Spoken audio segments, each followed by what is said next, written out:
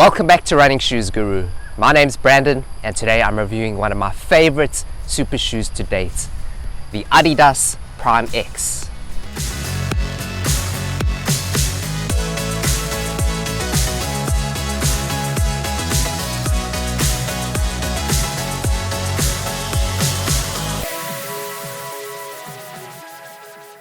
Last year, Nike launched the Alphafly Next%, which was a super shoe behemoth that Nike threw everything but the kitchen sink into in terms of cutting edge technology.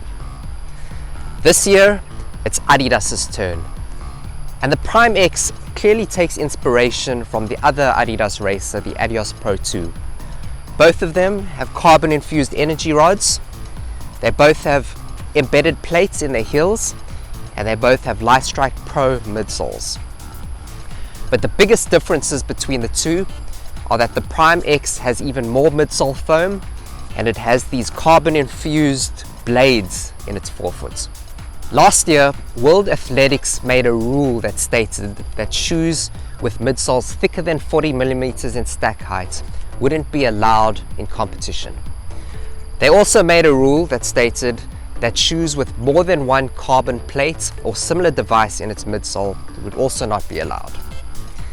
So here we have the rebellious Prime X, which has broken two rules. It's got a 50 millimeter stack height and it's got energy rods as well as carbon infused blades in its forefoot. So do these things really provide an unfair speed advantage? And how does the Prime X compare to the Alphafly Next%? The first time I saw the Prime X in real life, I was thunderstruck by its immense size. And when I put the shoe on for the first time, the midsole was so thick that it felt like I was balancing on stilts. There was a little bit too much room in the forefoot, so I decided to go a half size down, and this ended up being the perfect size for me. My first run was an interval session, and it was the most fun I've ever had during a workout. The session felt easy, which is never something I thought I'd say about a workout. During the warm-up, the Prime X felt really unstable and very average. But during the workout, when I picked up the pace, it turned into a completely different beast. At speeds of 4 minutes 15 seconds per kilometer, which is fast for me, I felt like I wasn't putting in as much effort as I normally do. The sensation that stood out the most for me was how the shoe was rolling me and then throwing me forward with every toe off. It was the most aggressive rocker I've ever felt. The Adidas Pro's rocker feels mild and gentle compared to the Prime X, which feels like a catapult that shoots you forward. Those 3 extra blades in the forefoot really make a difference. The other thing I noticed was how protective the ride felt. It was by far the most cushioned super shoe I've ever tested and the lowest level of ground feel. The ride of the Prime X is most similar to the Adidas Pro, but everything is just intensified. It's like a souped up version of the Adidas Pro. The cushioning is softer, the rocker is more aggressive, and the propulsion at toe off is more.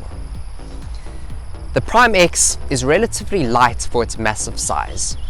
It weighs less than daily trainers like the Ghost 14, the Pegasus 38, and the Boston 10, but it offers far more cushioning and more energy return, which is impressive.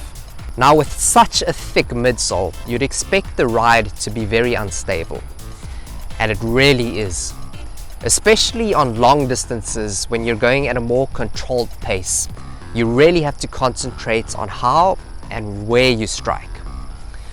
The Prime X favors forefoot strikers over heel strikers because of its narrow midfoot and rear foot. And when going around a corner, you really have to slow down to snail pace because there's so much pressure on your ankles. For me, the Prime X is best suited to shorter runs, like interval speed workouts or short races on a straight route. Long marathon distances are doable, but you exert a lot of energy trying to stabilize so that you don't roll an ankle.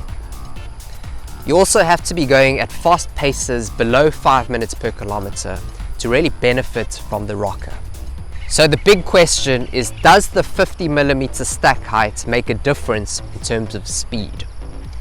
And in my experience, yes, it does. Because the higher your foot sits off the ground, the higher the toe spring can be and the more aggressive the rocker can be. So while the Adidas Pro has a gentle rocker that rolls you forward, the Prime X feels like a catapult that's shooting you forward. The 3 blades in the forefoot also make a difference by making the forefoot more rigid, so transitions feel smoother and more snappy. The outsole is a big strength of the Prime X.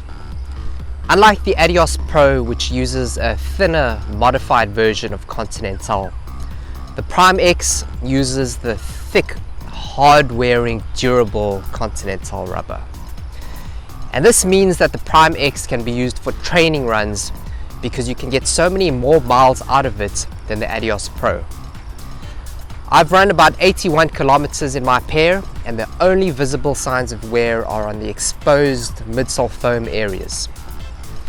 I also like the fact that this outer lateral heel area piece of rubber is already smoothed down, so wear doesn't show as much in the initial stages. Traction is what you'd expect from Continental, super grippy on all types of terrains, even in heavy downpours. The Prime X's upper is light, breathable and minimal. It's made from transparent Celomesh 2, which is porous and has a plastic-like feel to it. One of my runs was in heavy rainfall and the upper was fantastic. The Celomesh absorbed no liquid and only the laces and my socks absorbed some water. The thin, flat tongue is sewn onto both sides of the eye stay, so there's absolutely zero tongue slide, which is refreshing for a super shoe. There's an internal heel counter which provides some heel support, and there's also suede lining around the collar for extra comfort. I experienced no heel slippage when using a runner's knot, and overall foot lockdown is good. The Prime X's biggest weakness relates to its eyelets. There just isn't enough padding between your foot and the eyelets, so when you tighten the laces, you feel really uncomfortable pressure on the top of your feet, and you have to wear very thick socks to make it bearable.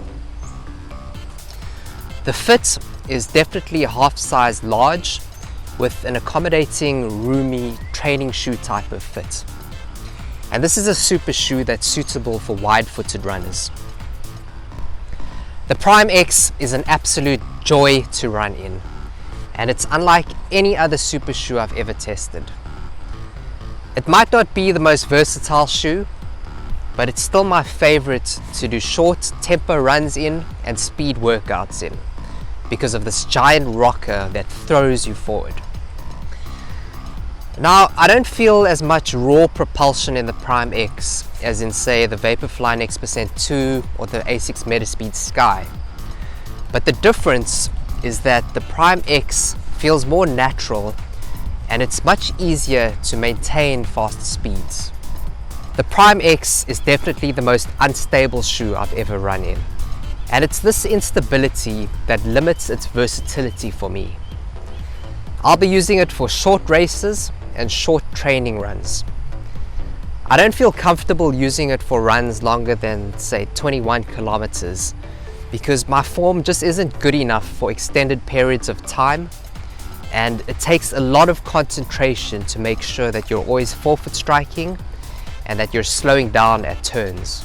Compared to the Alphafly X%, the Prime X feels faster, a lot more fun, and it's also $25 cheaper. But it's not as practical as the Alphafly. It's not nearly as stable, and its upper is not as good as the Alphafly's upper. You also can't race in an official World Athletics event in the Prime X, but you can in the Alphafly. If you're a runner who doesn't need much stability and you want to try an experimental super shoe with a 50mm stack height, then the Prime X is the perfect shoe for you. Thanks for watching my review. Please remember to like the video and subscribe to Running Shoes Guru.